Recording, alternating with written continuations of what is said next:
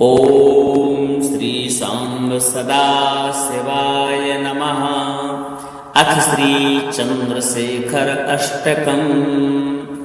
चंद्रशेखर चंद्रशेखर चंद्रशेखर पाहि मां। चंद्रशेखर चंद्रशेखर चंद्रशेखर रक्ष मां। रत्नसानुसरासनं रजताद्रिसंगनिकेतनं सिञ्जनीकृतपन्नगेश्वरमच्युतानन सायकं क्षिप्रदग्धपुरत्रयं त्रिदिवालयैरभिवन्दितं चंद्रशेखरमाश्रये मम किं करिष्यति वै यमः। पंचपादपपुष्पगन्धपदाम्बुजद्वयशोभितं भाललोचनजातपावकदग्धमन्मथविग्रहं भस्मदिग्धकलेवरं भवनाशनं भवमव्ययम्। चंद्रशेखरमाश्रये मम किं करिष्यति वै यमः। मत्तवारणमुख्यचरणकृतोत्तरीयमनोहरं पङ्कजासनपद्मलोचनपूजिताङ्घ्रिसरोरुहं देवसिन्धुतरङ्गशीकरसिक्तशुभ्रजटाधरं चंद्रशेखरमाश्रये मम किं करिष्यति वै यमः। यक्षराजसखं भगाक्षहरं भुजङ्गविभूषणं शैलराजसुतापरिष्कृतचारुवामकलेवरं श्वेतनीलगलं परश्वधारिणं मृगधारिणं चंद्रशेखरमाश्रये मम किं करिष्यति वै यमः। कुण्डलीकृतकुण्डलेश्वरकुण्डलं वृषवाहनं नारदादिमुनीश्वरस्तुतवैभवं भुवनेश्वरम् अन्धकान्दकमाश्रितामरपादपं समनान्तकं चंद्रशेखरमाश्रये मम किं करिष्यति वै यमः। वेषजं भवरोगिणामखिलापदामपहारिणं दक्षयज्ञविनाशनं त्रिगुणात्मकं त्रिविलोचनं भुक्तिमुक्तिफलप्रदं सकलाङ्गसङ्घनिवर्हणं चंद्रशेखरमाश्रये मम किं करिष्यति वै यमः। भक्तवत्सलमर्चितं निधिमक्षयं हरिदम्बरं सर्वभूतपतिं परात्परमप्रमेयमनुत्तमं सौम्यवारिधिभूतासन सौम्यपाणिलेखाकृतं चंद्रशेखरमाश्रये मम किं करिष्यति वै यमः। विश्वसृष्टिविधायिनं पुनरेव पालनतत्परं संहरन्तमपि प्रपञ्चं शेषलोकनिवासिनं क्रीडयन्तमहर्निशं गणनाथयूथसमन्वितं चंद्रशेखरमाश्रये मम किं करिष्यति वै यमः। मृत्युभीडमृकण्डसूनुकृतस्तवं शिवसन्निधौ यत्र कुत्र च यः पठेन्न हि तस्य मृत्युभयं भवेत्। पूर्णमायुर्रोगितामखिलार्थसम्पदमादरं चन्द्रशेखर एव तस्य ददाति मुक्तिं यत्नतः। चन्द्रशेखर चन्द्रशेखर चन्द्रशेखर पाहि मां। चन्द्रशेखर चन्द्रशेखर चन्द्रशेखर रक्ष मां। रत्नसानुसरासनं रजताद्रिशृङ्गनिकेतनं सिञ्जनीकृतपन्नगेश्वरमच्युताननसायकं क्षिप्रदग्धपुरत्रयं त्रिदिवालयैरभिवन्दितं चन्द्रशेखरमाश्रये मम किं करिष्यति वै यमः। पञ्चपादपपुष्पगन्धपदाम्बुजद्वयशोभितं भाललोचनजातपावकदग्धमन्मथविग्रहं भस्मदिग्धकलेवरं भवनाशनं भवमव्ययम् चन्द्रशेखरमाश्रये मम किं करिष्यति वै यमः। मत्तवारणमुख्यचरणकृतोत्तरीयमनोहरं पङ्कजासनपद्मलोचनपूजिताङ्घ्रिसरोरुहं देवसिन्धुतरङ्गशीकरसिक्तशुभ्रजटाधरं चन्द्रशेखरमाश्रये मम किं करिष्यति वै यमः। यक्षराजसखं भगाक्षहरं भुजङ्गविभूषणं शैलराजसुतापरिष्कृतचारुवामकलेवरं श्वेतनीलगलं परश्वधारिणं मृगधारिणं चन्द्रशेखरमाश्रये मम किं करिष्यति वै यमः। कुण्डलीकृतकुण्डलेश्वरकुण्डलं वृषवाहनं नारदादिमुनीश्वरस्तुतवैभवं भुवनेश्वरम् अन्धकान्दकमाश्रितामरपादपं समनान्तकं चन्द्रशेखरमाश्रये मम किं करिष्यति वै यमः। वेषजं भवरोगिणामखिलापदामपहारिणं दक्षयज्ञविनाशनं त्रिगुणात्मकं त्रिविलोचनं भुक्तिमुक्तिफलप्रदं सकलाङ्गसङ्घनिवर्हणं चन्द्रशेखरमाश्रये मम किं करिष्यति वै यमः। भक्तवत्सलमर्चितं निधिमक्षयं हरिदम्बरं सर्वभूतपतिं परात्परमप्रमेयमनुत्तमं सौम्यवारिधिभूतासन सौम्यपाणिलेखाकृतं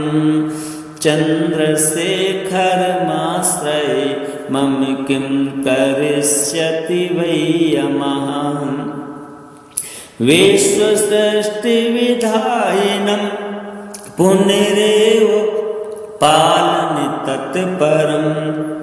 संहरन्तमपि प्रपञ्चं शेषलोकनिवासिनं क्रीडयन्तमहर्निशं गणनाथयूथसमन्वितं चन्द्रशेखरमाश्रये मम किं करिष्यति वै यमः। मृत्युभीडमृकण्डसूनुक कृतस्तवंसि विसन्निधौ यत्र कुत्र च यः पठेन्नहि तस्य मृत्युभयं भवेत्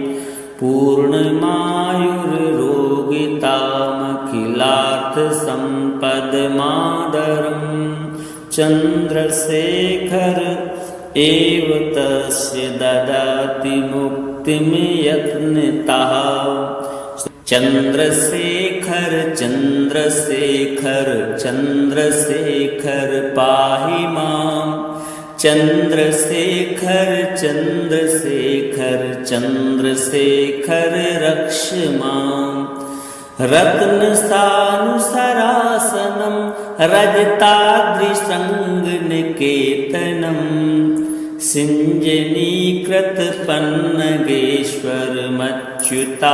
सिञ्जनीकृतपन्नगेश्वरमच्युताननसायकं क्षिप्रदग्धपुरत्रयं त्रिदिवालयैरभिवन्दितं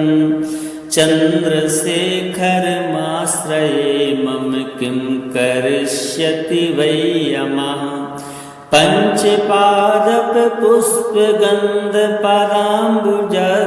पञ्चपादपपुष्पगन्धपदाम्बुजद्वयशोभितं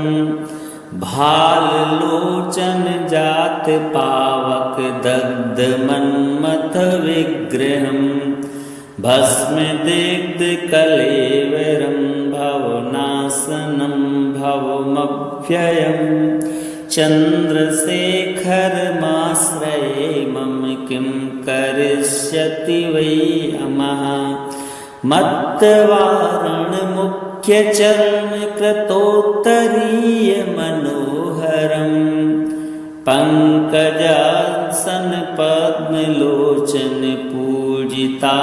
पङ्कजासनपद्मलोचनपूजिताङ्घ्रिसरोरुहं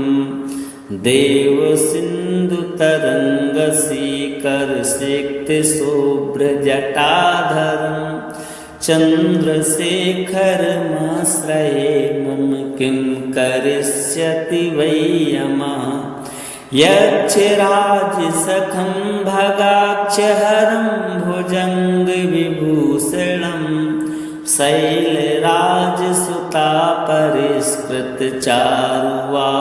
शैलराजसुतापरिष्कृतचारुवामकलेवरं स्वेदनीलगलं परश्वधारिणं मृगधारिणं चन्द्रशेखरमाश्रये मम किं करिष्यति वै यमः कुण्डलीकृतकुण्डलेश्वरकुण्डलं वृषवाहनं नारदादिमुनीश्वरस्तुतवैभवं भुवनेश्वरम् अन्धकान्दकमाश्रितामरपादपं समनान्तकं चन्द्रशेखरमाश्रये मम किं करिष्यति वै यमः वेषजं भवरोगिणामखिलापदामपहारिणं दक्षयज्ञविनाशनं त्रिगुणात्मकं त्रिविलोचनं भुक्तिमुक्तिफलप्रदं सकलाङ्गसङ्घनिवर्हणं चन्द्रशेखरमाश्रये मम किं करिष्यति वै यमः भक्तवत्सलमर्चितं निधिमक्षयं हरिदम्बरं सर्वभूतपतिं परात्परमप्रमेयमनुत्तमं सौम्यवारिधिभूतासन सौम्यपाणिलेखाकृतं चन्द्रशेखरमाश्रये मम किं करिष्यति वै यमः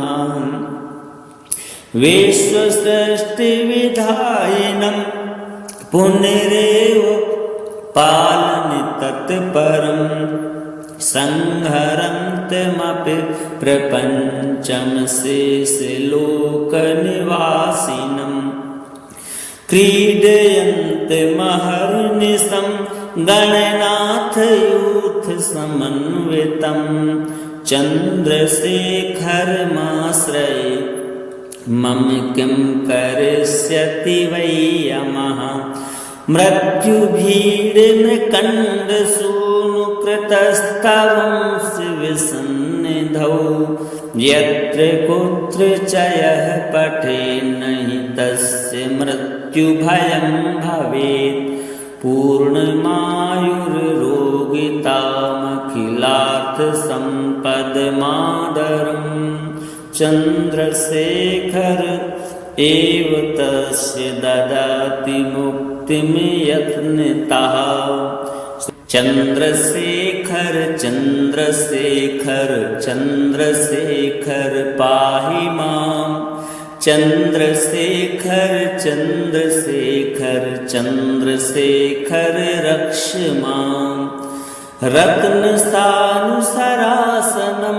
रजताद्रिशृङ्गनिकेतनं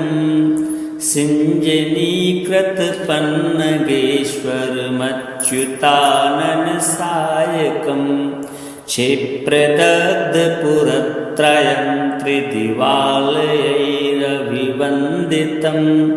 चन्द्रशेखरमाश्रये मम किं करिष्यति वै यमः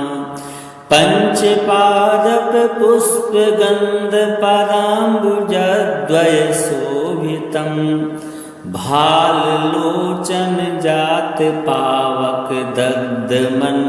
भाललोचनजातपावकदग्धमन्मथविग्रहं भस्मदिग्धकलेवरं भवनाशनं भवमव्ययम् चन्द्रशेखरमाश्रये मम किं करिष्यति वै यमः मत्तवारणमुख्यचरणकृतोत्तरीयमनोहरं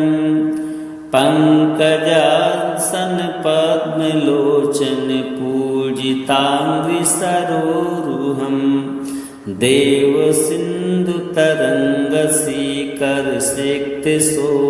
देवसिन्धुतरङ्गशीकरसिक्तशुभ्रजटाधरं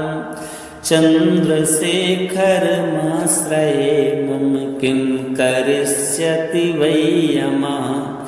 यक्षराजसखं भगाक्षहरं भुजङ्गविभूषणं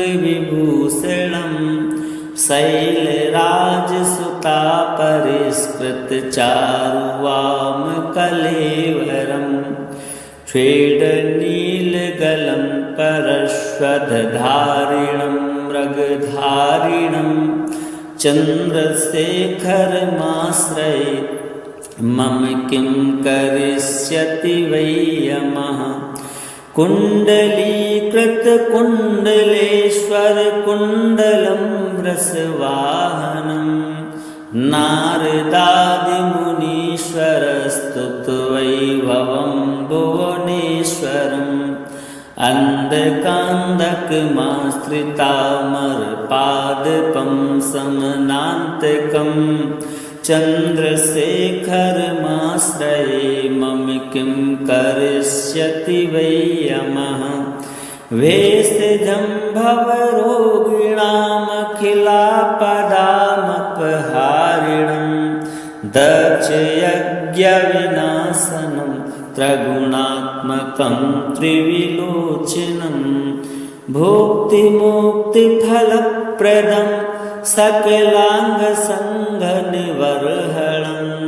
चन्द्रशेखरमाश्रये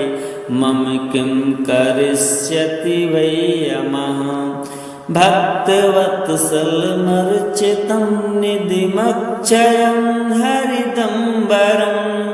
सर्वभूतपतिं परात्परमप्रमेयमनुत्तमं सौम्यवारिधिभूतासन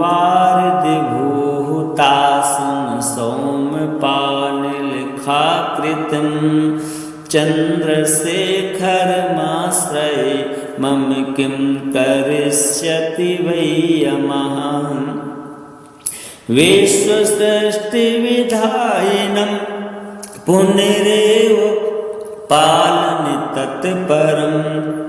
संहरन्तमपि प्रपञ्चं शेषलोकनिवासिनं क्रीडयन्तमहर्निशं गणनाथयूथपदाम्बुजं समन्वितं चन्द्रशेखरमाश्रये मम किं करिष्यति वै यमः मृत्युभीडमृकण्डसूनुकृतस्तवंसि विसन्निधौ यत्र कुत्र च यः पठेन्नहि तस्य मृत्युभयं भवेत् पूर्णमायुर्रोगितामखिलार्थसम्पदमादरं चन्द्रशेखर एव तस्य ददाति मुक्तिं यत्नतः चन्द्रशेखर चन्द्रशेखर चन्द्रशेखर पाहि मां चन्द्रशेखर चन्द्रशेखर चन्द्रशेखर रक्ष मां रत्नसानुसरासनं रजताद्रिशृङ्गनिकेतनं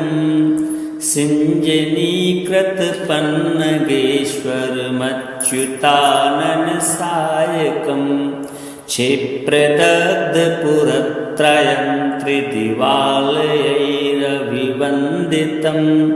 चन्द्रशेखरमाश्रये मम किं करिष्यति वै यमः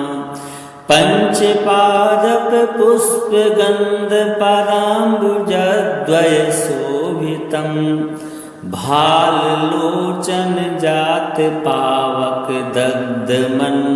भाललोचनजातपावकदग्धमन्मथविग्रहं भस्मदिग्धकलेवरं भवनाशनं भवमव्ययं चन्द्रशेखरमाश्रये मम किं करिष्यति वै यमः मत्तवारणमुख्यचरणकृतोत्तरीयमनोहरं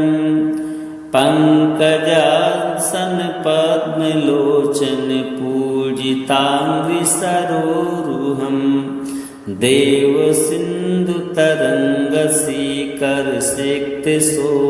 देवसिन्धुतरङ्गशीकरसिक्तशुभ्रजटाधरं चन्द्रशेखरमाश्रये मम किं करिष्यति वै यमः यक्षराजसखं भगाक्षहरं भुजङ्गविभूषणं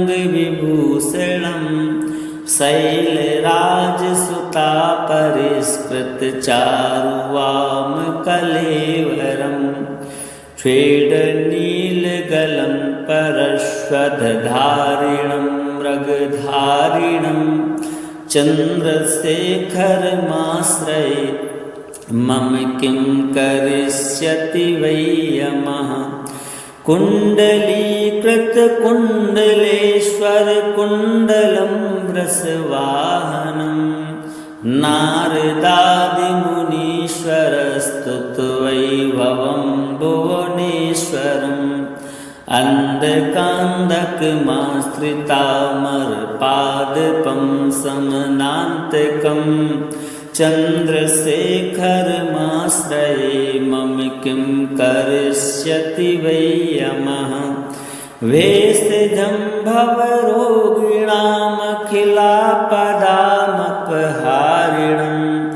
दक्षयज्ञविनाशनं त्रिगुणात्मकं त्रिविलोचनं भुक्तिमुक्तिफलप्रदं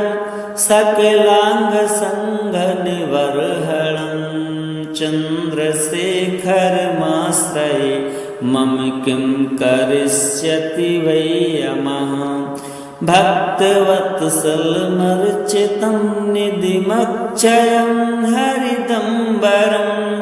सर्वभूतपतिं परात्परमप्रमेयमनुत्तमं सौम्यवारिधिभूतासन सौम्यपानिलखाकृतं चन्द्रशेखरमाश्रये मम किं करिष्यति वै यमः विश्वसृष्टिविधायिनं पुनरेव पालनतत्परं संहरन्तमपि प्रपञ्चं शेषलोकनिवासिनं क्रीडयन्तमहर्निशं गणनाथयूथसमन्वितं चन्द्रशेखरमाश्रये मम किं करिष्यति वै यमः मृत्युभीडमृकण्डसूनुकृतस्तवंसि विसन्निधौ यत्र कुत्र च यः पठेन्नहि तस्य मृत्युभयं भवेत् पूर्णमायुर्रोगितामखिलार्थसम्पदमादरं चन्द्रशेखर एव तस्य ददाति मुक्तिं यत्नतः चन्द्रशेखर चन्द्रशेखर चन्द्रशेखर पाहि मां चन्द्रशेखर चन्द्रशेखर चन्द्रशेखर रक्ष मां रत्नसानुसरासनं रजताद्रिशृङ्गनिकेतनं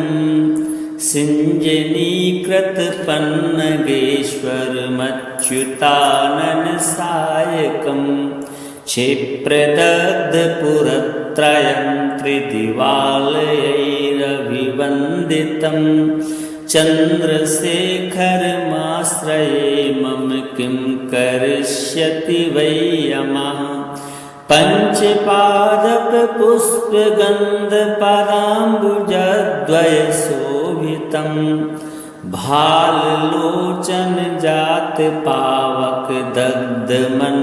भाललोचनजातपावकदग्धमन्मथविग्रहं भस्मदिग्धकलेवरं भवनाशनं भवमव्ययं चन्द्रशेखरमाश्रये मम किं करिष्यति वै यमः मत्तवारणमुख्यचरणकृतोत्तरीयमनोहरं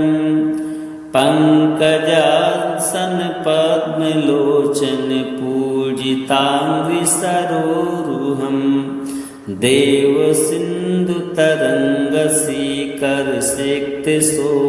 देवसिन्धुतरङ्गशीकरसिक्तशुभ्रजटाधरं चन्द्रशेखरमाश्रये मम किं करिष्यति वै यमः यक्षराजसखं भगाक्षहरं भुजङ्गविभूषणं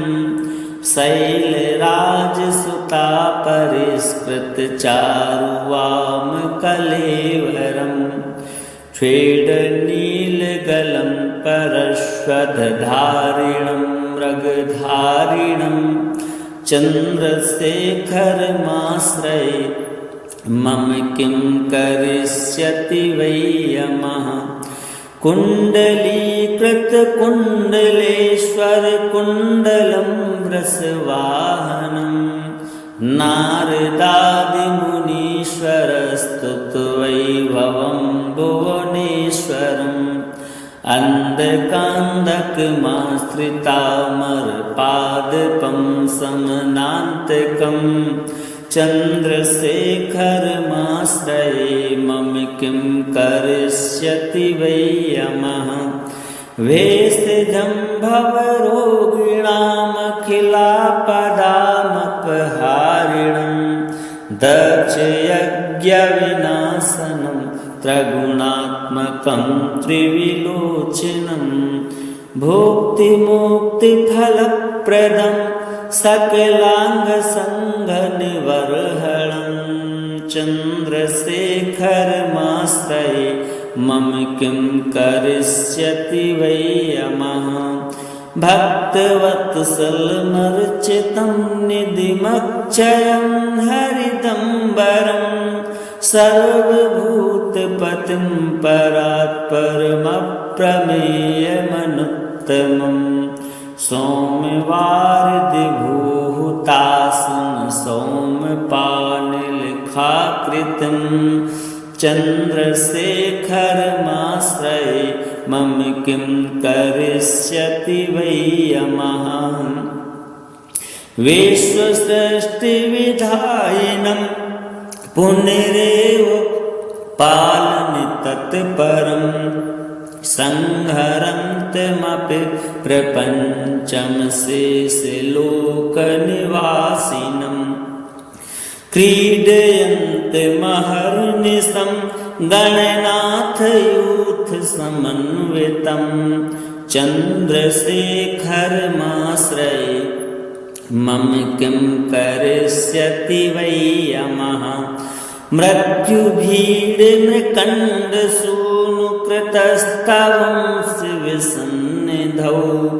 यत्र कुत्र च यः पठेन्नहि तस्य मृत्युभयं भवेत्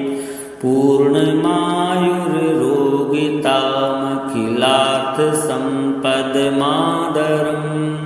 चन्द्रशेखर एव तस्य ददाति मुक्तिं यत्नतः चन्द्रशेखर चन्द्रशेखर चन्द्रशेखर पाहि माम् चन्द्रशेखर चन्द्रशेखर चन्द्रशेखर रक्ष माम् रत्नसानुसरासनं रजताद्रिशृङ्गनिकेतनं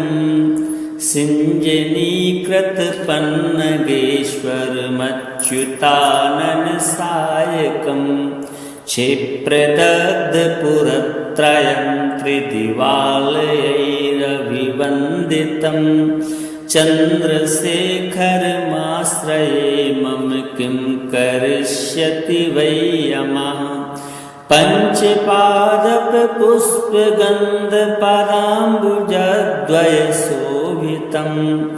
भाललोचनजातपावकदग्धमन्मथविग्रहं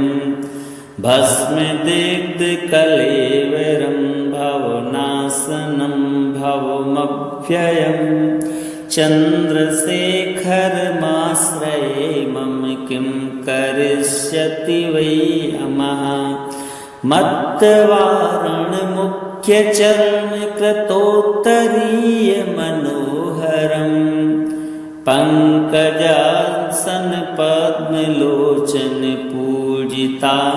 पङ्कजासनपद्मलोचनपूजिताङ्घ्रिसरोरुहं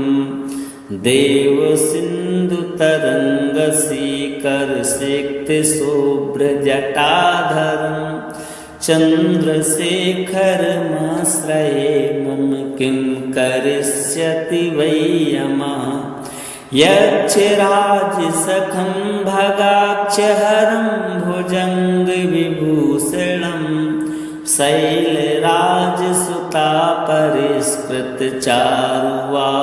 शैलराजसुतापरिष्कृतचारुवामकलेवरं स्वेदनीलगलं परश्वधारिणं मृगधारिणं चन्द्रशेखरमाश्रये मम किं करिष्यति वै यमः कुण्डलीकृतकुण्डलेश्वरकुण्डलं वृषवाहनं नारदादिमुनीश्वरस्तुतवैभवं भुवनेश्वरम् अन्धकान्दकमाश्रितामरपादपं समनान्तकं चन्द्रशेखरमाश्रये मम किं करिष्यति वै यमः वेषजं भवरोगिणामखिलापदामपहारिणं दक्षयज्ञविनाशनं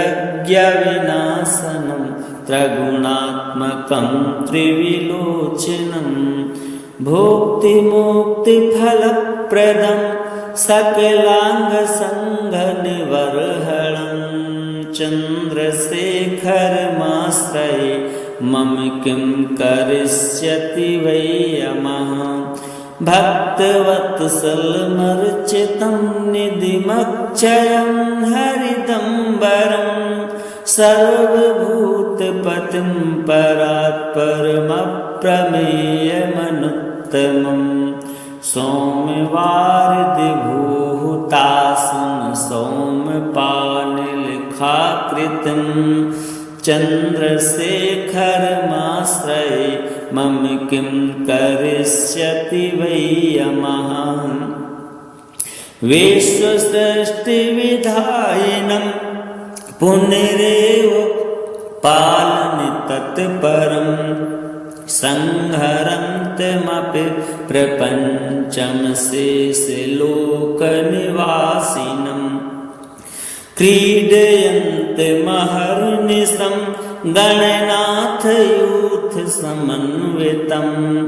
चन्द्रशेखरमाश्रये मम किं करिष्यति वै यमः